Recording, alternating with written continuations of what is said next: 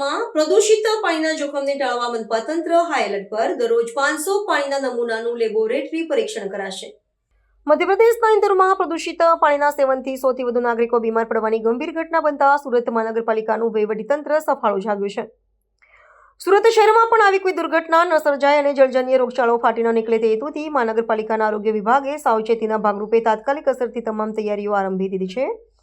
તંત્ર દ્વારા શહેરની જાહેર સ્વાસ્થ્ય સુરક્ષા સુનિશ્ચિત કરવા માટે યુદ્ધના ધોરણે આગોતરા પગલાં લેવાની શરૂઆત કરવામાં આવી છે, જેથી નાગરિકોને સ્વચ્છ અને સુરક્ષિત પાણી મળી રહે. મહાનગરપાલિકા દ્વારા શહેરના વિવિધ વિસ્તારોમાં સઘન તપાસ હાથ ધરવામાં આવી છે, જેના ભાગરૂપે પાણીજન્ય રોગોની દ્રષ્ટિએ અતિ સંવેદનશીલ ગણાતા 120 જેટલા હોટસ્પોટ વિસ્તારોને ચિહ્નિત કરવામાં આવ્યા છે. આ વિસ્તારોમાં આરોગ્ય વિભાગે નિરીક્ષણ કામગીરી વધુ સઘન બનાવી છે અને પાણીના નમૂના એકત્ર કરવાની પ્રક્રિયાને વેગ આપ્યો છે.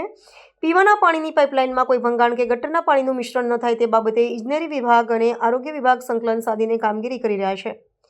આ અંગે માહિતી આપતા સુરત મહાનગરપાલિકાના આરોગ્ય અધિકારી ડોક્ટર પ્રદીપ ઉમરીગરે જણાવ્યું હતું કે તંત્ર દ્વારા હવેથી શહેરમાં પ્રતિદિન 500 જેટલા પાણીના નમૂનાનું પ્રયોગશાળામાં પરીક્ષણ કરવામાં આવશે. તેમણે વધુમાં ઉમેર્યું હતું કે તાપી નદીમાં જળસપાટી ઘટવાને કારણે પાણીની ગુણવત્તા પર વિપરીત અસર થવાની સંભાવના રહેતી હોય છે, જેને ધ્યાનમાં રાખીને પાણીના શુદ્ધિકરણ અને ક્લોરિનેશનની પ્રક્રિયામાં વિશેષ તકેદારી રાખવામાં આવી રહી છે.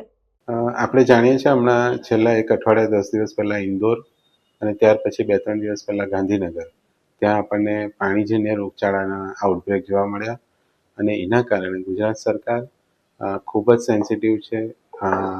જે શહેરી વિકાસ વિભાગ છે એમાં પ્રિન્સિપલ સેક્રેટરી માનનીય થનારસન સાહેબ દ્વારા તમામ 17 મહાનગરપાલિકાની એક મિટિંગ કરવામાં આવી ગઈકાલે.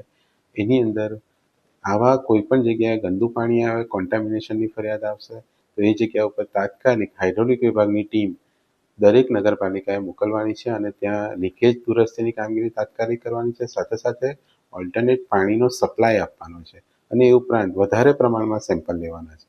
એ ઉપરાંત સાથે સાથે આરોગ્ય વિભાગની પણ રેપિડ રિસ્પોન્સ ટીમે જવાનું છે.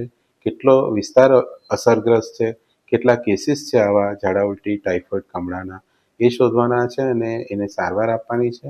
ઉપરાંત ઘરે ઘરે ORS આપવાના છે, જેનાથી ડિહાઇડ્રેશનથી જે આપણને ઘટનાઓ થાય છે તે અટકાવી શકીએ. આ સૂચના ગઈકાલે આપવામાં આવી છે.